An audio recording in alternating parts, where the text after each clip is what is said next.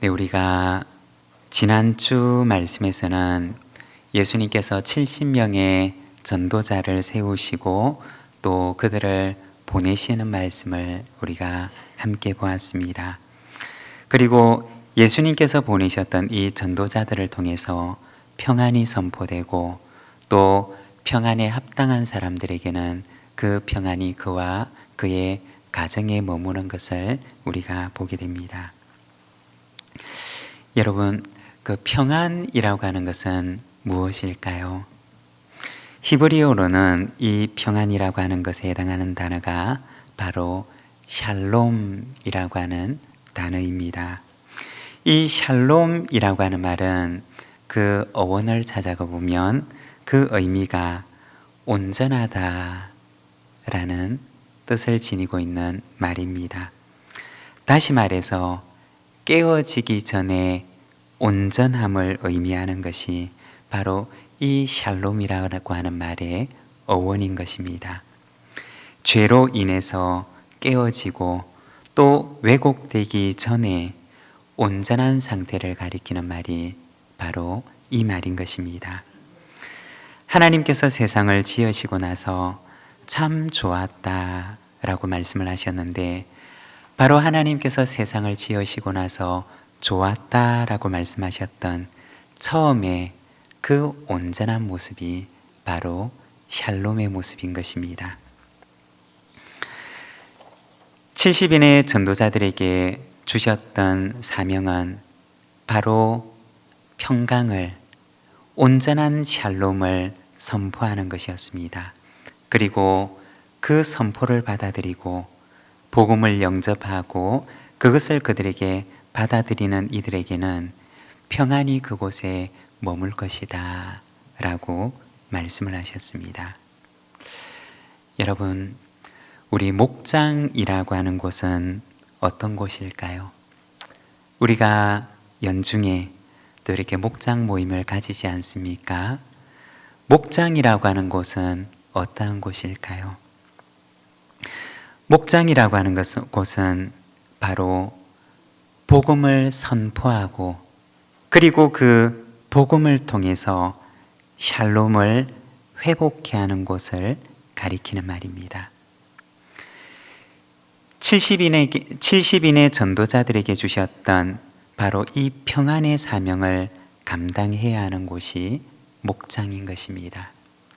그리고 목장에서 복음이 나누어지게 될 때 함께 모여 교제하는 목장 식구들 가운데 바로 하나님께서 참 좋구나 라고 말씀하셨던 그 처음의 샬롬이 회복되는 역사가 일어나는 것입니다. 우리 부산진 교회는 약 40개의 목장이 있습니다. 저는 이 70인의 전도자를 파송하시는 이 말씀을 보면서 조심스럽게 마음에 꿈꾸어 보기는 마치 주님께서 파송하셨던 70인의 전도대와 같이 우리 교회에도 70개의 이러한 복음적인 목장이 생겨나게 되기를 원하는 소망을 가져봅니다. 함께 복음을 나누고 그리고 복음을 나누는 그곳에 샬롬이 회복되는 복음의 목장들이 2025년 새로운 한 해에는 우리 부산진 교회 가운데 가득하게 일어나게 되기를 소망합니다. 그리고 오늘 우리가 읽은 이 말씀에 보면 이제 예수님께서 보내셨던 그 70명의 전도인들이 돌아와서 예수님께 보고하는 내용이 기록되어 있습니다. 우리가 여기에서 조금 곁다리로 얘기를 하면 여러분 70명의 제자들이 전도를 마치고 와서 보고를 하는 것처럼 우리 목장 지도자 되시는 분들은 보고를 잘 하시기를 바랍니다. 보고를 잘하게 되면 우리가 서로 격려를 받게 됩니다. 우리가 복음을 나누고 그리고 그 복음이 우리 목장 안에서 이루어진 일들을 우리가 서로 나누게 될 때 우리가 격려를 받게 되고 또 우리 안에 있는 기쁨도 나누게 되면 2배가 되는 것처럼 목장 안에 있었던 그 일들을 우리가 서로 함께 나누게 될 때 격려가 일어나게 되고 또 위로가 일어나게 되는 것입니다. 그리고 또 보고를 잘하게 되면 효율적인 지원을 받을 수가 있습니다. 기도의 지원을 받을 수가 있게 되고 신방의 지원을 받을 수 있게 되고 또 공동체의 지원을 받을 수 있게 됩니다. 여러분, 신앙생활은 혼자 하는 것이 아닙니다. 공동체 안에서 함께 하는 것입니다.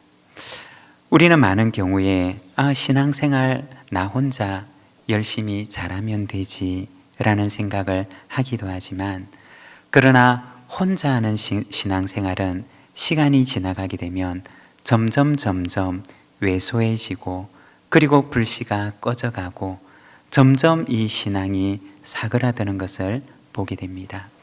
여러분, 신앙생활은 공동체와 함께하는 것입니다.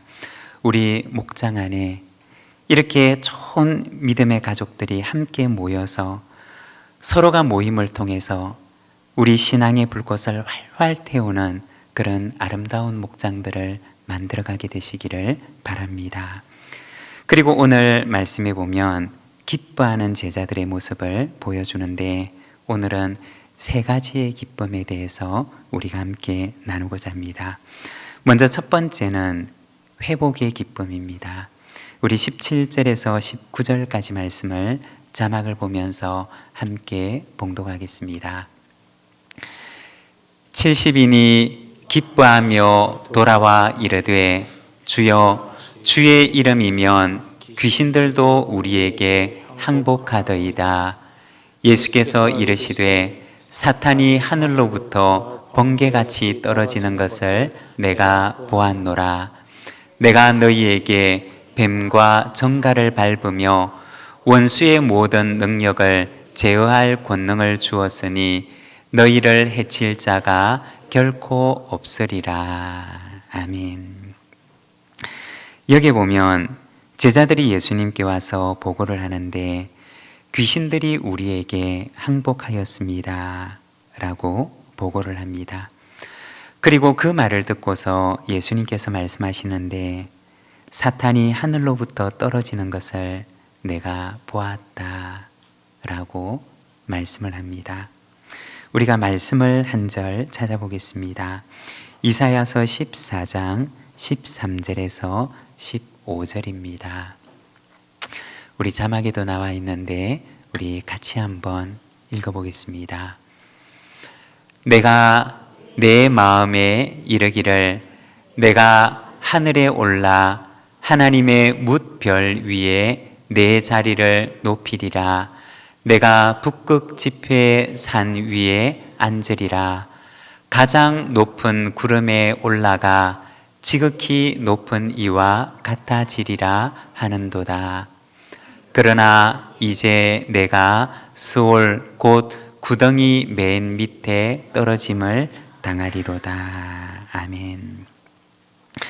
우리가 이사야서 말씀을 같이 읽었는데 이사야서에 나오는 이 말씀은 바로 바벨론 왕을 가리켜서 하는 말입니다. 교만이 하늘까지 치솟은 바벨론 왕을 향해서 내가 소울의 맨 밑바닥까지 떨어질 것이다 라고 하시는 말씀입니다. 오늘 우리가 읽었던 말씀 바로 앞에 보면 어떤 말씀이 나오느냐, 복음을 배쳐가는 내용들이 나오는데 13절에서 15절에 보면 이렇게 말씀을 합니다. 화 있을진저 고라시나 화 있을진저 벳세다야, 너희에게 행한 모든 권능을 두로와 시돈에서 행하였더라면 그들이 벌써 베옷을 입고 제에 앉아 회개하였으리라. 심판 때에 두로와 시돈이 너희보다 견디기 쉬우리라. 가브나움아, 내가 하늘에까지 높아지겠느냐, 음부에까지 낮아지리라. 오늘 우리가 읽었던 말씀 바로 앞에 보면 바로 복음을 배쳐가는 마을들에 대해서 말씀을 합니다. 그리고 이렇게 복음을 배쳐가는 이들을 향해서, 복음을 배쳐가는 교만한 이들을 향해서 하나님께서 이렇게 말씀하셨던 것입니다. 우리가 성경을 보게 되면 성경은 교만이라고 하는 것에 대해서 무엇이라고 얘기를 하느냐? 여러분, 교만이라고 하는 것은 어떤 것일까요? 우리가 간혹 교만하다 이런 말을 사용할 때가 있지 않습니까? 교만이라고 하는 말의 의미가 무엇일까요? 시편 4절에 보면 이렇게 말씀을 합니다. 악인은 그의 교만한 얼굴로 말하기를 여호와께서 이를 감찰하지 아니하신다 하며 그의 모든 사상에 하나님이 없다 하나이다. 성경에서는 교만이라고 하는 것을 가리켜서 무엇이라고 얘기를 하느냐? 교만이란 그 마음 속에 하나님을 인정하지 않는 마음이라고 이야기를 합니다. 그 사상 속에 하나님이 없다고 생각하는 마음, 그 마음 속에 하나님을 인정하지 않는 마음, 이것이 바로 성경에서는 교만이라고 말합니다. 조금 전에 읽었던 이 시편에서도 그의 모든 사상 속에 하나님이 없다고 하는 마음, 이것이 바로 교만한 자의 고백이라는 것입니다. 우리가 앞서 보았던 바벨론 왕의 교만, 그리고 고라신과 벳세다와 가브나움의 교만이 바로 이러한 교만이었던 것입니다. 그 교만의 결국은 무엇이냐? 스올의 맨 밑바닥까지 떨어지게 될 것이다 라고 말씀을 합니다. 잠언 16장 18절의 말씀을 보게 되면 교만은 패망의 선봉이요 거만한 마음은 넘어짐의 앞잡이니라고 말씀을 합니다. 여러분, 범사에 하나님을 인정하는 겸손함이 저와 여러분의 삶 가운데 있기를 원합니다. 겸손한 그 사람은 하나님께서 그를 높여주실 줄로 믿습니다. 사탄이 하늘에서 떨어지는 것을 보았다라고 하는 말은 바로 하나님을 대적하는 자의 교만이 무너지는 것을 말하는 것입니다. 그리고 그곳에 하나님을 인정하는 하나님의 나라가 회복되는 것을 의미하는 것입니다. 여러분, 바로 복음이 전파되는 곳에는 이러한 역사가 일어나는 것입니다. 하나님을 인정하지 않는 마음이 무너지고 모든 것에 하나님이 없다고 하는 그 사상이 무너지고 그 안에 하나님을 인정하는 겸손이 찾아오는 것, 바로 그 속에 하나님을 인정하는 하나님의 나라가 회복되는 것, 바로 이것이 복음이 전파되는 곳마다 일어나는 역사인 것입니다. 여러분, 이러한 역사가 우리의 모임 가운데, 우리가 있는 곳 가운데 언제나 일어나기를 원합니다. 복음송에 보면 물이 바다 덮음같이 라고 하는 찬양이 있는데 그 찬양의 가사를 보게 되면 물이 바다 덮음같이 여호와를 인정하는 것이 온 세상 가득하리라. 물이 바다 덮음같이, 물이 바다 덮음같이, 물이 바다 덮음같이 라고 찬양을 합니다. 여러분, 복음이 전파되는 곳마다 하나님을 인정하게 되는 하나님의 나라가 시작되는 줄로 믿습니다. 이러한 일들이 우리 목장마다, 우리의 가정마다, 우리의 삶의 현장마다 가득하게 일어나게 되시기를 바랍니다. 그리고 두 번째는 자녀의 기쁨입니다. 20절 말씀을 우리가 함께 봉독하겠습니다. 그러나 귀신들이 너희에게 항복하는 것으로 기뻐하지 말고 너희 이름이 하늘에 기록된 것으로 기뻐하라 하시니라. 아멘. 여기에 이름이 하늘에 기록된다라고 하는 것은 바로 하나님의 백성이 된다는 의미이고 하나님의 자녀가 된다는 것을 의미하는 것입니다.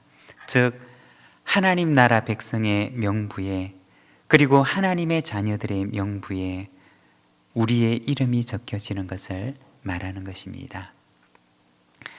여러분, 여기에 보면 제자의 제1 기쁨이 무엇이 되어야 하는지에 대해서 말을 합니다. 제자의 제1 기쁨은 사역이 아니라 그의 존재 자체라고 하는 것입니다. 우리가 하나님의 자녀가 되었다라고 하는 이것이 바로 제자의 가장 큰 기쁨이 되어야 한다는 것입니다. 이러한 기쁨이 있어야지 사실은 그 위에 사역도 할 수가 있는 것입니다. 하나님께서 나를 구원하셨다는 기쁨, 하나님께서 나를 당신의 자녀로 삼으셨다는 기쁨, 여러분, 이 기쁨이 오늘 우리에게 있으십니까? 이것이 바로 가장 근본적인 기쁨이 되는 것입니다. 그리고 이 근본적인 기쁨 위에 사역의 기쁨이 놓여지는 것입니다. 여러분, 이러한 근본적인 기쁨 위에 그 다음의 기쁨들이 차곡차곡 쌓이게 되기를 바랍니다. 예전에 어느 운동선수의 인터뷰를 봤던 적이 있습니다. 이분은 운동을 하기 전에 먼저 한두 시간씩 매일 기본기를 한다는 이야기를 들었습니다. 이렇게 한두 시간씩 먼저 기본기 운동을 하고 나서 그 다음에 시합과 같은 그러한 소규모 경기를 한다는 이야기를 들은 적이 있습니다. 여러분, 내가 하나님의 자녀라고 하는 기쁨, 하나님께서 나에게 주신 구원의 기쁨은 내가 결코 언제나 빼앗겨서는 안 되는 가장 근본적인 기쁨인 것입니다. 마치 운동에 비유하자면 기본기와 같은 기쁨이 바로 이러한 기쁨인 것입니다. 여러분, 우리 안에 매일 이러한 구원의 기쁨, 그리고 하나님의 자녀됨의 기쁨을 회복하시고, 그리고 그 위에다가 사역의 기쁨을 쌓아 나가시기를 바랍니다. 그리고 세 번째는 계시의 기쁨입니다. 21절에서 24절의 말씀을 우리가 함께 봉독하겠습니다. 그때 예수께서 성령으로 기뻐하며 이르시되 천재의 주제이신 아버지여, 이것을 지혜롭고 슬기 있는 자들에게는 숨기시고 어린 아이들에게는 나타내심을 감사하나이다. 옳소이다. 이렇게 된 것이 아버지의 뜻이니이다. 내 아버지께서 모든 것을 내게 주셨으니 아버지 외에는 아들이 누구인지 아는 자가 없고 아들과 또 아들의 소원대로 계시를 받는 자 외에는 아버지가 누구인지 아는 자가 없나이다 하시고 제자들을 돌아보시며 조용히 이르시되 너희가 보는 것을 보는 눈은 복이 있도다.